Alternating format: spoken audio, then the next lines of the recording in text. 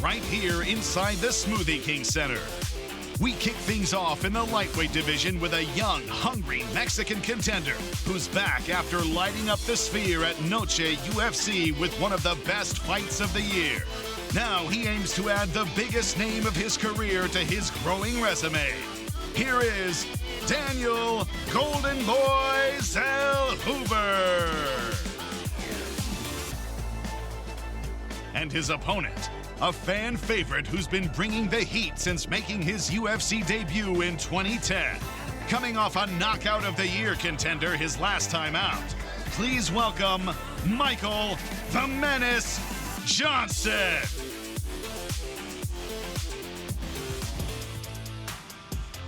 Next up, a game of high-stakes chess with two of the biggest punchers in the game. Up first, a former multiple-time world champion returns to prove a point. Please welcome one of the best featherweights to ever do it, Patricio Pitbull.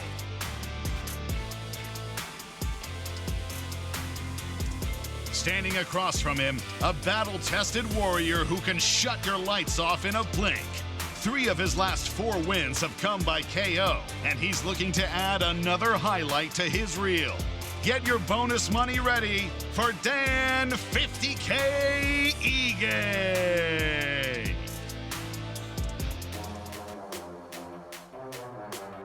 We move to the next bout in the welterweight division. Up first, a cagey vet who has stood toe-to-toe with some of the best at 170 pounds. Coming off back-to-back wins and looking to continue the momentum, say hello to Daniel D-Rod Rodriguez. Facing him is a fan favorite who always backs up his words with his fists. Already fighting for the 4th time in 2025 and coming off back-to-back wins, please welcome Kevin the Trailblazer Holland.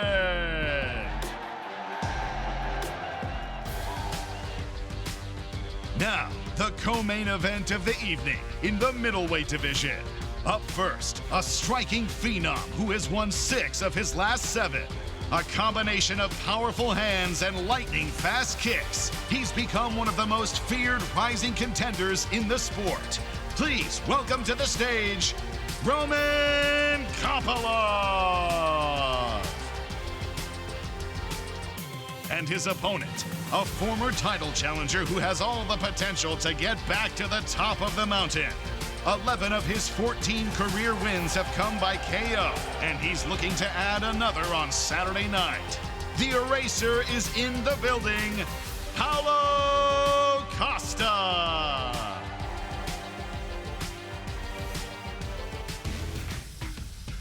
And finally, our lightweight main event. The BMF title is on the line as a legendary career comes to an end. First up, a legend of the sport who brought this fight card to his home state of Louisiana. He has one of the most decorated careers in UFC lightweight history, with wins over the likes of Conor McGregor, Justin Gaethje, Max Holloway, and Anthony Pettis. Now he makes his final walk in the same city that his journey began in 2009. Ladies and gentlemen, please put your hands together one last time for the pride of Louisiana, Dustin the Diamond Poirier!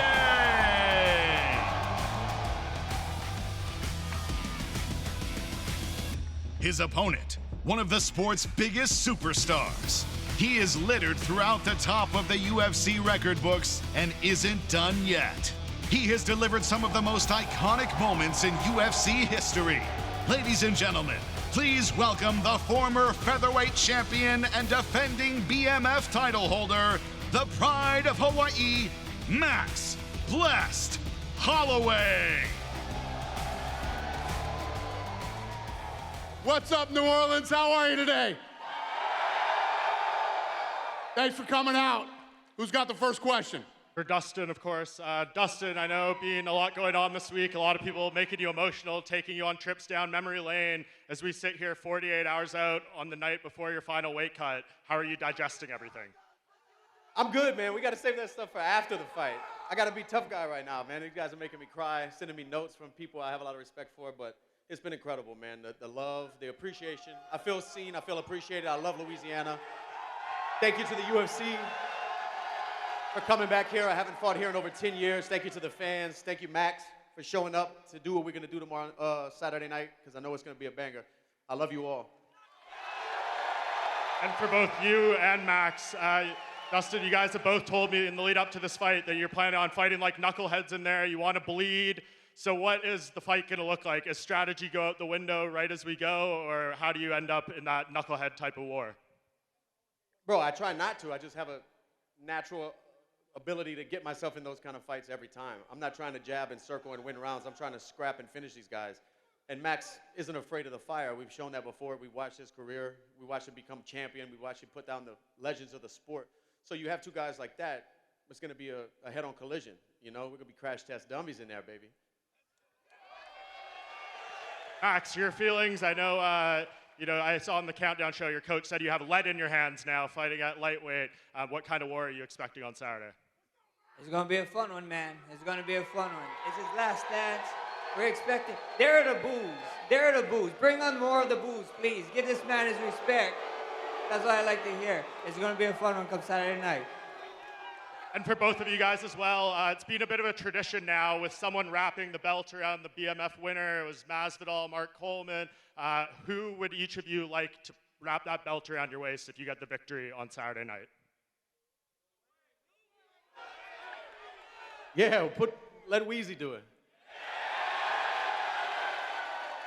Max, would you want that as well? I'm not going to disagree with that. And just lastly for you, Dustin, I know you use your platform a lot for your Good Fight Foundation, everything for your last fight here. What are you doing to kind of give back to close out your MMA career? Yeah, I'm going to auction off everything I wear Saturday night, again, for our next goal. But currently, right now, we just got finished. It's grown to where I don't even have to be there right now. I have such a strong team and community of friends, family. My brother, my business partners, everybody on the board. Alan Jobin, his wife and son all came sweating that warehouse and helped when I was finishing camp. So over 1,200 backpacks with school supplies got filled. And August 5th, we're doing the pickup in Lafayette, Louisiana. So as soon as this fight ends, I get a little downtime and we right back to fighting the good fight.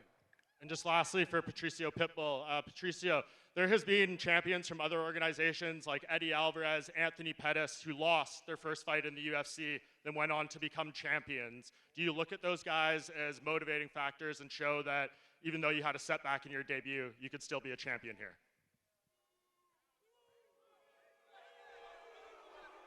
Guys, I believe in myself. I believe I will realize my dream, and I want to be the UFC champion day. Thank you. Question for Daniel Zellhuber. Daniel, Michael Johnson loves getting into brawls and getting into firefights. Do you have to steer clear of that, or are you willing to meet him in the middle and trade off? Yeah. Are you willing to brawl with Michael Johnson? Oh, could you repeat the question? Sorry, brother. Are you willing to brawl with Michael Johnson, or are you going to try and keep this fight more technical? Oh, no. I'm here to knock him out in one round, bro. Ah, you lying ass motherfucker. That's the whole game plan, bro. So, I'm ready for 3 rounds, 10 rounds, whatever rounds it is. I'm the younger fighter, and I'm ready. I'm ready for the fight.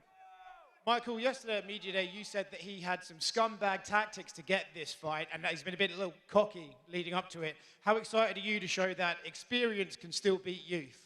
Yeah, I'm out here looking forward to show this little young buck some lessons in here. He's young, but he's a little too cocky, and he's running his mouth too much. So, But this is the funny thing, because he have been here for almost 30 fights. He get himself fights. Who are you? Shit. How many fights you got? That's the point. Why you got 3-4 fights in the UFC. Relax. Bro, I'm talking shit, and you are sitting in your corner, so it works. So shut the fuck up and just show up to I don't even understand what you said. Like, repeat yourself? I think you're just trying to talk yourself into a fight. Like, you're probably a fan of mine. You grew up watching me fight. I grew up watching him. I know, that's your obsession with me. I think it's a little gay, but it's okay. You're fine. Question for Kevin Holland. Kevin, this fight was obviously booked before. Oh, you want them to carry on? This fight was obviously booked before, but now you're on a decent run here. How different do you think this fight will play out compared to if it took place last time? It's the same shit. Everybody's kung fu fighting. Nothing changes. And D-Rod, obviously, he's coming in here on a pair of back-to-back wins, looking good. How do you stop his momentum this weekend? Man, I just come in and do what I do best, man. I just be a dog that night and be in his face. Go ahead. You up next? Yeah, go ahead. Question for Dan Ige. Going against Patricio Pitbull, obviously, in the first fight, didn't go his way. I'm curious, from your perspective, did you think it was more of the UFC jitters getting to him or a level of competition difference? No, the guy's a legend, man. You look at his resume, he's a multiple-time world champion. He's fought the best of the best. I don't believe the jitters got to him. I think it was just a tough matchup, stylistically. Yair's one of the best to ever do it, and I get to go in there and test myself against him, and I'm going to look to put this man's lights out. And question for Paulo Costa, taking on Romy Kopylov. You're known for your knockout ability. He's never been knocked out. Are you strictly going in there to bang with him, or you might surprise him with some grappling? I definitely go to knock out him out Saturday. Because look this energy. Look this energy. I will take advantage of this energy, and I'm going to bring a lot emotion, action, and I'm going to knock him out. And I have nothing against him. He's a good boy, good guy. But from now until Saturday, I'm going to hate him. And this is what I need to bring for Cage Saturday night. And I'm going to bring this. I'm focused on this, you know. I will take advantage of the whole energy from you guys. And Saturday, I'm going to bring fire on this cage, believe me. And a question for Dana.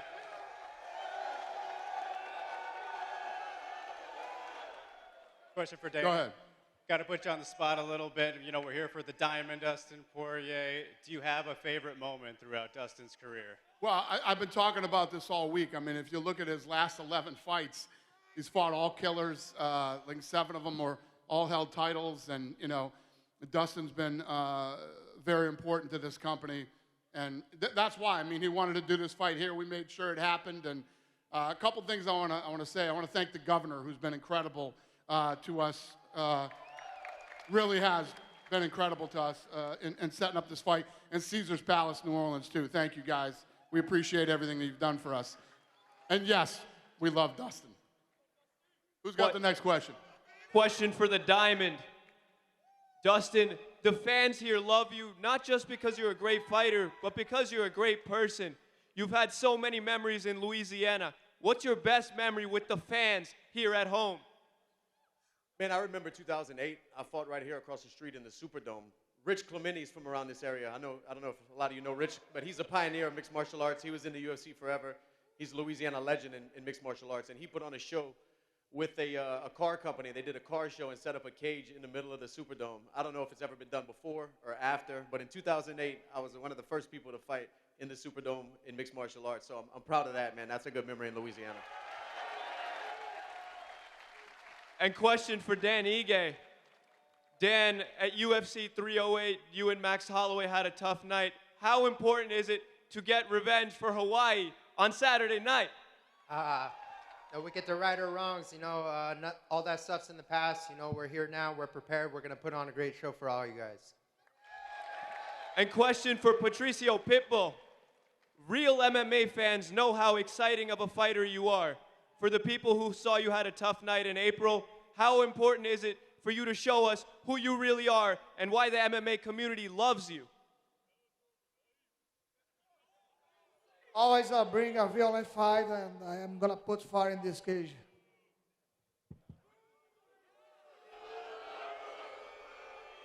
Good. Who's next? Right over here. Go Question ahead. for Dustin. Dustin, the media sometimes talks about the fact that you haven't conquered that undisputed gold, but in this sport, accolades don't mean everything. And there's been 178 UFC champions, but only one diamond. Only one guy from Lafayette, Louisiana, who's been fighting the best of the best for the past 20 years. How proud are you of that legacy, that what you've done and the name you've made for yourself over the past 20 years? How proud does that make you, and also the lives that you touched while doing it? Yeah, that stuff, helping out with the community and doing things like that, that's more than fighting to me. That means more than fighting, but I'm content. I'm happy. I was a kid chasing a dream and turned this into a life for my family. And, you know, I've had some ups and downs in my career. I've had a lot of high moments, and I'm really thankful for the journey. It's given me everything I have. It's taught me so much about myself. But the question you have to ask is, when I look in the mirror, it's like, what's more important? What I attain on the journey or the person I become on the journey? And I'm content with the person I see in the mirror, man. I'm thankful, I'm grateful, and I'm in a good spot. So all of this built me into that. Titles are great. Titles are great. But this experience is worth more than that. Question for Paulo Costa. Paulo, over here. Yes, I see you. You've got one Russian across from you this weekend. Paulo, you've got one Russian across from you this weekend. You've talked more specifically, you've got unfinished business with another Russian, more specifically from Chechnya. If he's tuning in this weekend, what's your message to Khamzat Chimaev? Yes, you guys know about that already. Everybody knows about that. We have a, mutual hate. After this fight, I'm going to send a message for him. But until then, you need to wait to watch. And because my focus right now is on this guy. So I need to focus on him. But, of course, I have a plan after that. And I have unfinished business with Gourmet Chechen, Chimaev. And, yes, I'm going to face him sooner or later. And one more for Max Holloway. Max, you had the opportunity to play spoiler against the Korean Zombie. You said, listen, I want people to boo me. If this was a Hawaiian crowd and somebody was fighting me, they'd be booing them out of the arena. So you got the audience here. What's something that you could possibly say to fire these guys up, to get you to boo you this weekend? They don't need no firing up. This is exactly what I expected, and I'm thankful for them, Give this man, he's a hometown hero, guys. Give this man his respect. Keep booing my ass. Hey, Dustin said this. Gumbo sucks. Hey, Gumbo sucks, guys. Who's next? Hey. Go ahead. My question is for Roman Kopylov. А теперь по-русски, Роман, мы знаем тебя как скромного, тихого парня. Обычная история учит, что к таким парням нужно относиться настороженно и их опасаться. К чему готовится Костя? Всех приветствую. Hold on a second, Roman. Question for Roman Kopylov. Everybody knows you as a very shy, humble guy, very quiet. And usually, as history shows, that this type of person should be worried about. Should Costa start worrying about you being so humble and quiet? Go ahead, Roman. Да, друзья, всех приветствую. Очень рад быть в главном событии. Пауло очень интересные вещи говорит, которые я слышу на протяжении своей карьеры. Это меня мотивирует. Я думаю, мы устроим отличный бой. Я надеюсь, что он в лучшей форме. Потому что я тоже охочусь за нокаутом. Thank you very much for the opportunity. I'm super glad to be in co-main event. And you know what? Paulo says a lot of stuff. I've been watching him his career. He says a lot of interesting stuff, and I'm ready. I hope he's ready as well. Hopefully we'll show an exciting fight for everybody. That's it. Let's go! Let's go! Go ahead, sir. И еще вчера Пауло сказал, что он не собирается ставить на кон свой титул Best Looking Fighter, самый красивый боец, потому что он считает тебя некрасивым. Есть что ответить? Also, yesterday, Paulo said that there's a virtual title that he holds, which is the most beautiful fighter in the UFC, but he ain't putting it on the line because he doesn't think you're that beautiful. What do you say about that? После боя посмотрим, может что-то изменится. We'll see after the fight. Maybe something will change. Good. Who's next?